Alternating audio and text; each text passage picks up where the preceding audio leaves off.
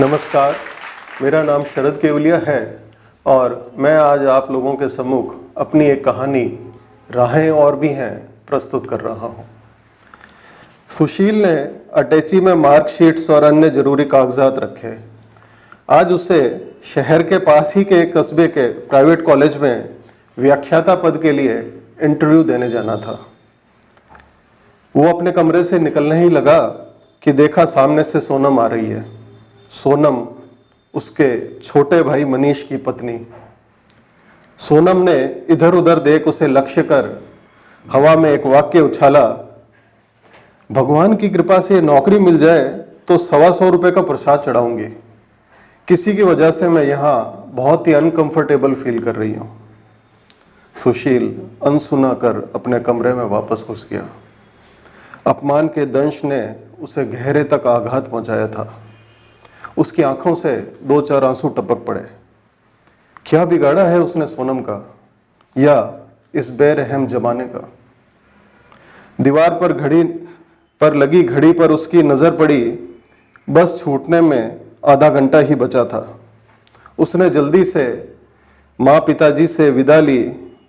उनके चेहरे हमेशा की तरह भावहीन थे।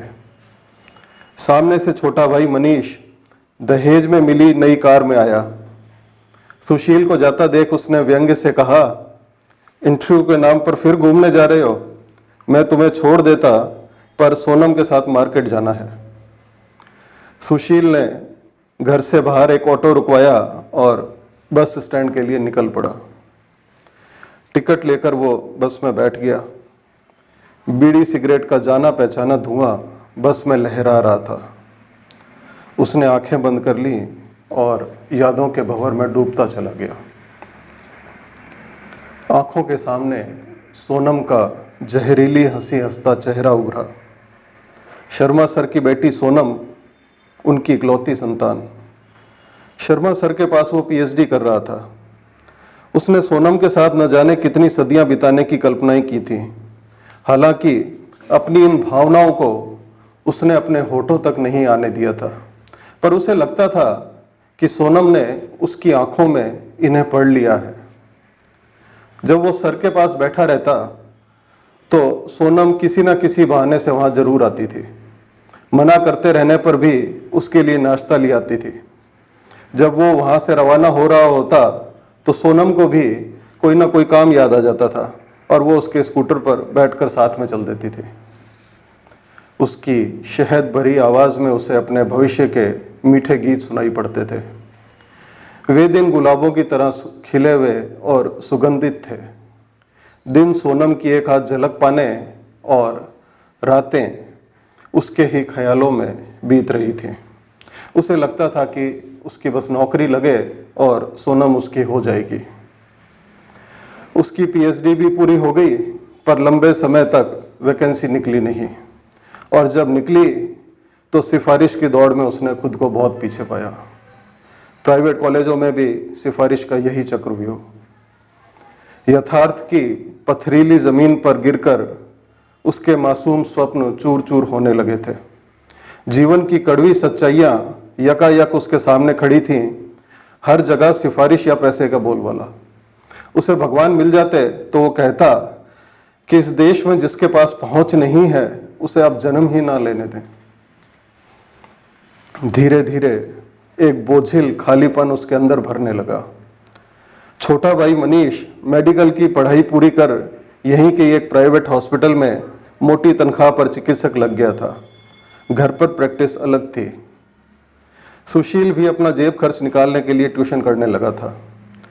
उन्हीं दिनों उसकी छोटी बहन अंजू का विवाह तय हो गया। मनीष ने शादी में काफ़ी पैसा लगाया। सुशील पैसा तो खैर कहाँ से लाता, पर उसने विवाह का सारा इंतजाम भाग भाग कर किया। न दिन देखा न रात। अच्छा विवाह हुआ, पर माँ पिताजी और अंजू ने सभी के सामने मनीष की ही प्रशंसा की। उसके लिए उनके मुंह से सदैव की भांति प्रशंसा के 2 शब्द भी नहीं निकले। एक दिन माँ पिताजी ने उसकी शादी के बारे में उससे पूछा। पूछते ही उसके मस्तिष्क में सोनम का चेहरा उभर आया। उसने कहा, मैं ढंग की नौकरी लगे बिना शादी नहीं करूंगा। माँ ने कड़वाहट भरे स्वर में कहा, नौकरी तो तेरी भगवान जाने कब लगेगी। मनीष क्या तेरे चक्कर में बैठा रहेगा। एक तीर मानो उसके कलेजे में धंस गया। बेरोजगारी के कारण माँ बाप भी अपने बेटों में फर्क कर रहे हैं तो वो दुनिया को क्यों दोष दे। क्या सिर्फ पद और पैसे की ही कीमत है, इंसान की कुछ भी नहीं। उसने भरे स्वर में कहा, आप मनीष की शादी कर दें, मेरी जब होगी तब होगी, मेरे कारण आप लोग दुखी ना हो। उसने महसूस किया कि माँ पिताजी उसकी स्वीकृति का ही इंतजार कर रहे थे। उन्होंने तत्काल मनीष के लिए रिश्ते देखने शुरू कर दिए। कुछ दिनों बाद शर्मा सर ने उसे घर पर बुलवाया। वो बहुत दिनों से उनके घर जाने का बहाना ढूंढ ही रहा था। सोनम को देखे कितने दिन हो गए थे। शर्मा सर ड्राइंग रूम में बैठे थे। उसकी निगाहें सोनम को ढूंढ रही थी, पर नाश्ता सर की पत्नी लेकर के आई। सर ने उससे कहा, सुशील, तुमसे एक ज़रूरी बात करनी है सोनम के बारे में। उसका दिल इतनी जोर से धड़कने लगा मानो बाहर ही आ जाएगा। उसने प्रश्नवाचक दृष्टि से उनकी ओर देखा। शर्मा सर ने धीमे स्वर में कहा, देखो, ऐसा है कि अब हम चाहते हैं सोनम की शादी कर दें। तुम्हारा छोटा भाई मनीष है ना, तुम उसके साथ सोनम के रिश्ते की बात चलाओ। तुम्हारे परिवार को हम अच्छी तरह से जानते हैं और तुम भी सोनम को जानते ही हो। वो बड़ी मुश्किल से उन्हें ये कह पाया, सर, एक बार सोनम से भी पूछ लेते। अरे भाई, उससे पूछ कर ही तो हम ये बात कर रहे हैं। उसे लगा कि कमरा घूम रहा है। उसने अपने पीले पड़ते चेहरे और लड़खड़ाती जुबान को संभाला और कहा, ठीक है सर, मैं घर में बात करता हूँ। उनसे आज्ञा ले वो घर से बाहर निकलने लगा तो देखा कि दरवाजे पर सोनम खड़ी है, पर आज उसकी आंखें भावहीन थीं, बिल्कुल माँ पिताजी की आंखों की तरह। उसे आश्चर्य हुआ कि लोग कितने जल्दी चेहरे पर मुखौटे लगा लेते हैं, कितनी जल्दी रंग बदलते हैं। सोनम का उसकी तरफ चाहत भरी नज़रों से देखना, हर वक्त उसकी तारीफ करना, उसके पास आने के बहाने ढूंढना प्यार नहीं तो और क्या था। उसे अब महसूस हुआ कि सोनम की चाहत उसके लिए नहीं, अपितु उसकी संभावित अच्छी नौकरी के लिए थी, और वो अच्छी नौकरी मनीष के पास है। उसने घर जाकर शर्मा सर की बात बताई तो माँ, पिताजी और मनीष ने तुरंत हामी भर दी। माँ के तो मुंह से निकल भी गया, इतने बड़े प्रोफेसर की इकलौती बेटी है, अपना तो घर भर जाएगा। कुछ महीने बाद मनीष और सोनम की शादी धूमधाम से हो गई। शादी के समय उस पर पड़ती लोगों की तरस खाती नजरें और उनकी कानाफूसी कि देखो, बड़ा भाई तो बेचारा कुंवारा बैठा है और छोटे की शादी हो गई, से वो बचने की नाकाम कोशिश करता रहा। मनीष सोनम की शादी के बाद वो वैसे भी अब घर पर कम से कम रहने लगा था। ट्यूशनों के नाम पर इधर उधर निरुद्देश्य भटकता रहता था। उसे सोनम द्वारा प्रत्यक्ष अप्रत्यक्ष रूप से एहसास कराया जाता था कि वो वहाँ पर अवांछनीय है, गुड फॉर नथिंग। काश वो इतने पैसे कमा रहा होता कि अलग रह पाता, पर वो घर से अलग भी कैसे रहता, क्या कहता माँ और पिताजी को। उसे डर लगा रहता था कि सोनम उसके बारे में घर पर कोई उल्टी सीधी बात न कह दे। सोनम के लिए उसके मन में जो भावना थी, उसकी लाश उसने इतनी गहरे गाड़ दी थी कि उसकी स्मृति भी उस तक ना पहुंच सके। तभी बस एक झटके से रुकी। सुशील ने आंखें खोली तो देखा कि उसे जिस कस्बे तक पहुंचना है वो आ गया है। घड़ी देखी, 2 घंटे बीत चुके थे। वो बस से उतरा। बस स्टैंड पर खड़े लोगों से कॉलेज के बारे में पूछा तो पता चला वहाँ से थोड़ी ही दूर पर है। वो कॉलेज पहुँच गया।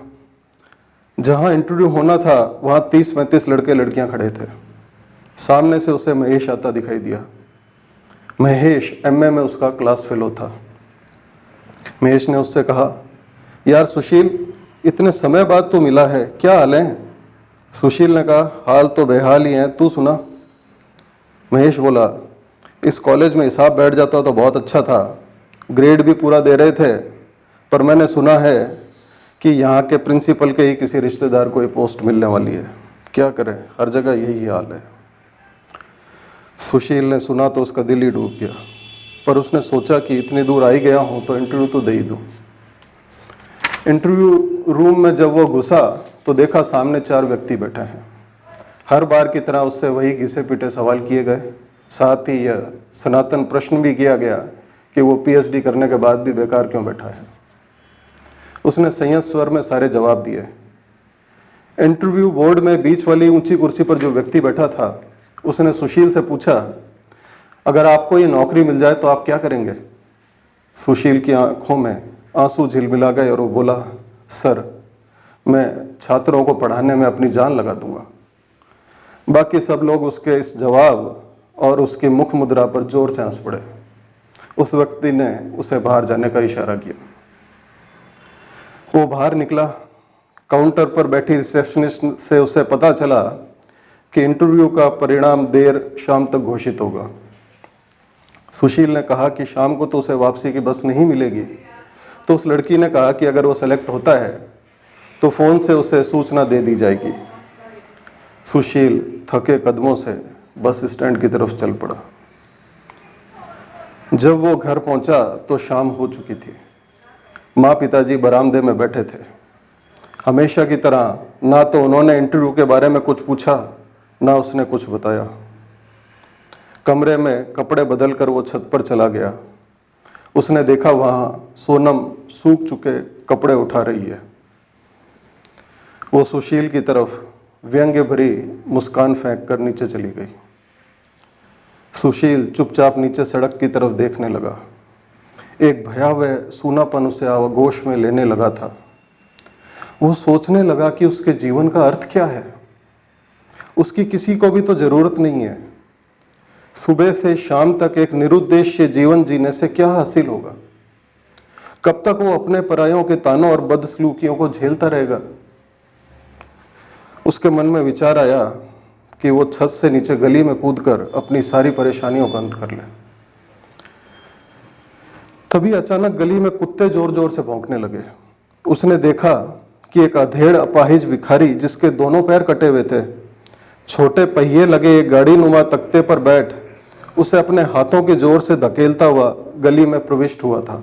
6-7 आवारा कुत्तों ने उसे घेर लिया था और उस पर भयंकर ढंग से भौंक रहे थे। आसपास खड़े लोग उस भिखारी की मदद कम और मुफ्त के तमाशे का मजा ज्यादा ले रहे थे। लग रहा था कि कुत्ते असहाय भिखारी पर अभी टूट पड़ेंगे। सुशील ने छत से ही उन कुत्तों को भगाने की असफल कोशिश की। तभी उसके जिस्म में एक ज्वाला सी दौड़ गई। उसे लगा कि उसकी स्थिति भी उस भिखारी जैसी ही है और समाज में कदम कदम पर फैले खुदगर्ज और भ्रष्ट इंसान रूपी कुत्ते उसे नौचते जा रहे हैं और वो खुद इस भिखारी से असमर्थ है। तभी उसने देखा कि भिखारी ने सड़क के किनारे पड़े पत्थरों के एक ढेर तक अपनी गाड़ी खिसका ली और पत्थर मार मार के कुत्तों को भगाने लगा। कुत्ते अब डरकर दूर भागने लगे थे और दूर से ही उस पर भौंक रहे थे। वो भिखारी धीरे धीरे गली से सुरक्षित बाहर निकलने लगा। सुशील गहरी सोच में डूब गया। उसने सोचा कि इस अपाहिज को तो रोज ही ऐसी और इससे भी न जाने कितनी विकट स्थितियों का सामना करना पड़ता होगा, फिर भी उसकी जिजीविषा खत्म नहीं हुई है। मुश्किलों को वो डटकर सामना कर रहा है। उसे स्वयं पर तीव्र ग्लानि और शर्म आई। वो कम से कम दिव्यांग तो नहीं है और ना ही उसके सामने परिस्थितियां इतनी भयावह है। फिर वो क्यों जीवन की चुनौतियों का सामना करने के बजाय पीठ दिखाकर भाग रहा है? उसने अपने भीतर एक नई ऊर्जा का संचार होता महसूस किया। तभी उसका मोबाइल बजा। इस समय मुझे कौन फोन करेगा? सुशील ने सोचते हुए फोन उठाया। फोन पर कोई लड़की थी और उसने कहा, सुशील जी बोल रहे हैं? कॉन्ग्रेचुलेशंस, आप सुबह प्रतिमा देवी मेमोरियल कॉलेज में इंटरव्यू देने आए थे। मैं वहाँ की रिसेप्शनिस्ट हूँ। आप इस पोस्ट के लिए सेलेक्ट हो गए हैं। आपको नियुक्ति पत्र भिजवाया जा रहा है, वो मिलते ही आप ड्यूटी ज्वाइन कर लें। थैंक्स। सुशील को विश्वास नहीं हो पा रहा था कि उसने अभी जो फ़ोन सुना है वो एक हकीकत है। उसे अपने सामने नई राहें खुलती दिखाई दे रही थी। बेमानी हो चुके रिश्तों का बोझ उसके सिर से उतरने लगा।